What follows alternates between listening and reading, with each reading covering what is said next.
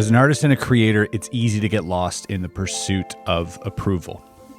The burden of pleasing your audience, your peers, your customers. But the reality is that unless you're proud of yourself, that anxiety doesn't go away. I took a long and hard look at all the things I've done and realized that the only moments where I felt I was thriving and growing was when I had an answer to a very simple question. Why? First of all, I want to say the first edition bicycle playing cards are now available at first.shop right now. You can buy them right now. They are limited to this batch. For our UK customers, you guys can check out the card in. We've also left his information on our website on the product page, so you guys can check that out. You can order through him. All right, let's talk about this deck. I made a video unboxing these cards, the first time I've ever seen them in real life. Here's a clip of that.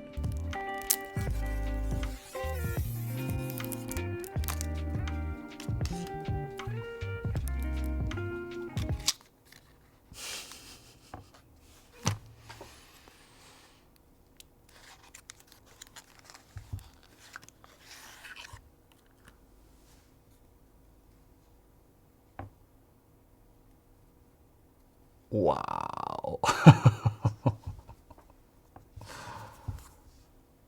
That moment was surreal. I do end up ranting a lot. I've actually filmed this video like 3 or 4 times because I just wanted to kind of get it right.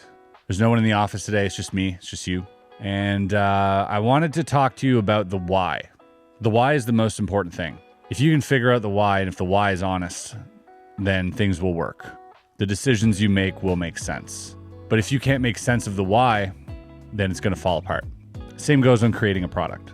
First deck I ever put out was with Murphy's Magic, was a Memento Mori decks. That was cool. They weren't really mine.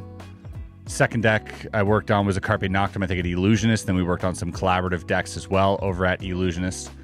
And that was all well and good too. But when I created my first deck, there was something different about it for me because it felt honest. It felt real. It felt like it was my first venture, and that's what it represented. It represented my first foray into being solo. The first project I could call my own and put my own name on it without anyone else. And over time, you guys have given it another meaning, which I absolutely love. You guys comment first in the comments when I just post a video, which is also amazing how that kind of fits into everything. So I love that. But finally, first for me is about putting myself first. And I think that's what I did when I stepped away from working for other people and when I trusted my own intuition, when I trusted my own instinct, my own vision, my own creativity. By putting myself first and trusting myself, I was able to create all of this. I was able to hire my friends. I was able to create this amazing studio, to create and tell amazing stories and solve cool puzzles and travel the world doing magic and meeting awesome people. But none of that would have come if I didn't trust myself first. And I mean that. People in your life will always try and tell you what to do, or they will try and tell you what's best for you, or what's best for your project, or what's best for your vision. And that's always going to happen. You need to be able to block that out in order to be fulfilled. Not in order to succeed, because maybe they're right. Maybe you would find more success if you listened to everyone else. I don't know. I haven't tested it. But I know for a fact that I wouldn't be as fulfilled as I am today. And so that's why I've always learned to just trust myself, trust my own vision, trust my path. Even when it comes to comments on my YouTube videos where people are like, hey, you should have done this, or you should do that, or I don't like when you do this, bring that back, or whatever it is. Whether it's good or bad, I don't listen to any of it. And someone once told me, if you listen to the good comments, then you have to listen to the bad ones. And so I choose to listen to none of them. I thank you for your support, and it means the world to me. But whether you tell me to do this or that, I'm not paying attention. And that's just because I have to trust myself first. And that's where the design for this deck comes in. It's a simple design. I didn't want to revolutionize the rider backs, and I'll give you the backstory behind these cards. Bicycle has been around since like the 1870s. They are the most respected, the most valued, the most recognizable decks of cards in history. Specifically, the rider backs, what I'm holding up here. These have been seen in movies and TV shows. In every store, just across the world, casinos. They're world famous. And because they're world famous, they have an entire team that is protecting the trademark to this deck, protecting the back design. It's even written here. Bicycle and bicycle design, bicycle logo, ace of spades logo, the Joker design, and associate marks, logos, designs, card backs designs, numbers, finishes are trademarks of the United States Playing Card Company. They have a whole legal team that is protecting the heck out of everything you see here, from the Jokers to the ace to the back design, everything. And rightfully so, because otherwise another company could just go ahead and copy your design and put it out there. But as anyone in the playing card industry knows, you can't even make a design that looks anything close to the rider backs without it being shut down, because they are very, very protective of it. And I agree that you should be protective of something like that, something that has withstood the test of time for so long and has still been proven to be relevant and beautiful. In fact, the only other entity to ever manipulate the back design of the rider backs were NASA. In 1972, they collaborated on a deck of cards that was sent to space, so they had to make it fireproof, and NASA added their logo to the back. Now, that was a big deal, especially for card collectors, knowing full well, whoa, they got to mess with the back design. Since then, it's not happened, other than some gaff cards for magicians, which, again, since then have not happened. So crazy old me thought, wow, knowing that, wouldn't it be cool if they collabed with my brand? Pipe dream, really. But I wrote them about a year back if they were interested in the collab, and they were open to hearing my ideas. And so I took this news back to my team, and we brainstormed a lot of different designs between us, because we didn't want to present something that was going to get shut down, and we wanted something to be, just tackling this iconic deck is very, very difficult, right? You don't want to mess with it. You don't want to make it worse. You want to make it better, or at least equal. And so, man, we went back with so many ideas, and whether we can change the faces, the colors, play with gradients, play with borders, play with the little birds in the back, and like the gilding, or what do we do to the box? Like, all these different ideas came to mind, and nothing really stuck. And we were kind of discouraged, because we're like realizing that this deck is kind of perfect the way it is, and anything we do to this deck might just make it worse. And that's not the mark we want to leave behind on playing card history. I looked at this, I looked at the design of Bicycle, and I looked at my designs of my cards and what I thought was a nice card design. And again, trusting my own vision, I saw something in my own deck that was also iconic.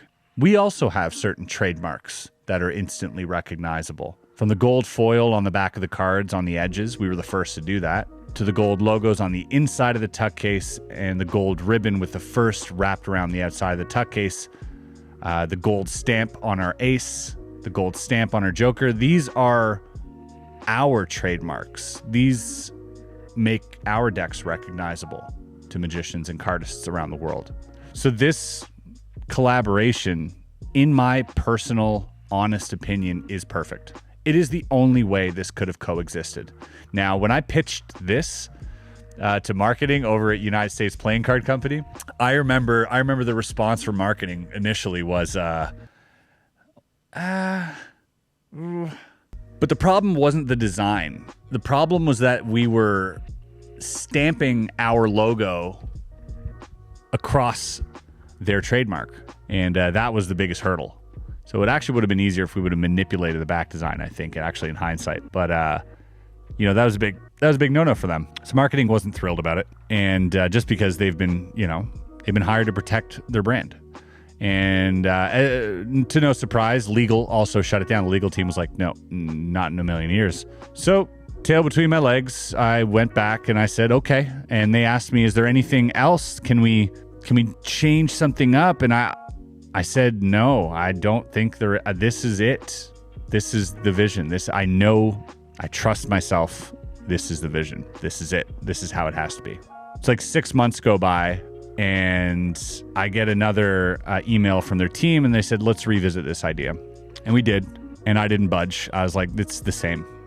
And they pitched it again, and it got shut down again.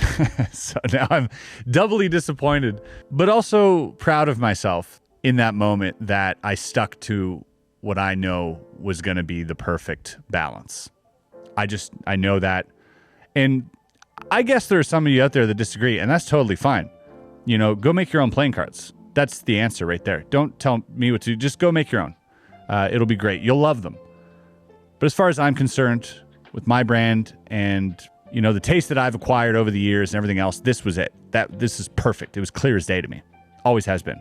And it wasn't until CardCon where I got to sit down with Stefan, who's the CEO and president of Cartamundi, and Trisha, who is the CEO or president of United States Playing Card Company, who have, merged, as some of you know.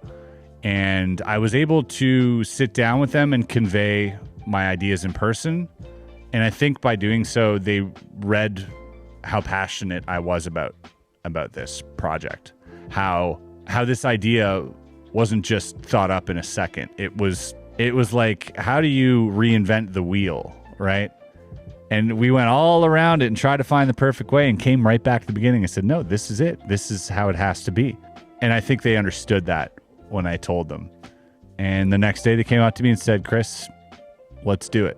And I remember that moment, dude. I was like beyond belief. My jaw was, I couldn't believe it. It was insane. I knew what that meant at that moment. And going back and forth with files and this and that, and finally being able to open them on camera for the first time. And up until that moment, I didn't think it was going to be real. Up until that moment, I was like, there's no way that this is happening. There's something that's going to happen before this happens to make it not happen, is what I thought. And nope, here we are. They're available. So, long story long, this design is deliberate. This collaboration is perfect, in my opinion. This is the pinnacle of my professional career so far. I've been on TV, I've been in a movie, we've done everything, so many things. But this, for me, establishes something bigger than myself, much bigger, something that will live on. This is a legacy play. I've always wanted a brand that would live on after me. And this is just that. This is like, oh my God, we are part of a very select few to ever accomplish something like this in the history of playing cards. And I am nerding out so hard for it. Some of you tuning in are like, it's just cards, dude. Calm down. Yeah, you're right. But also, it means so much more to me. And yeah, I want to thank you guys. It's so easy to just say thank you, especially because I've been saying thank you, all the time to you guys, because I am thankful and I want you to know that. But it is easy to say thank you. I just don't know how to say it any other way. This means so much more to me than you'll ever know, and I appreciate your support. And I appreciate the fact that without your support, as cliche as it sounds, this would never have happened. I'd still be just some dude doing whatever, and this would still be a pipe dream. But because of you, directly, because of you watching at this very moment right now, who've tuned in this long, you're the reason. Not everybody else tuning out before, not everybody tuning in after. The people who've tuned in this long have watched this video. I want you to know you are the reason that this happened. Without you, this does not exist. And for that, I am grateful and I am thankful. Thank you. I will be in Ohio Magi Fest tomorrow. So if you guys want to hang out, I'll be there 26th to 29th of January in Columbus, Ohio at Magi Fest. We are doing a You Flash You Lose, so I'll be posting that on this channel. Excited for that. People have even signed up to this You Flash You Lose, which is insane, which means they're coming prepared, which means we're going to see some dope magic. Also, I'm going to be sort of hosting or judging this magic show for kids with me and my buddies. And we got a lot of prizes. I'm going to bring some of these cards and give them away to kids down there. It's going to be a good time. I'm looking forward to meeting a lot of you if you're there. I can't wait to see you. Come see me. Come say hi. I'm very approachable. But yeah, I appreciate all your support, guys. You guys are the best. I'm gonna stop ranting. I think this is the video. I think this is the one I'm going to edit. I love you. Remember the why. Trust yourself first in everything. First and foremost, you. Without you, you can't make anyone else happy. Make sure you're good first. Peace.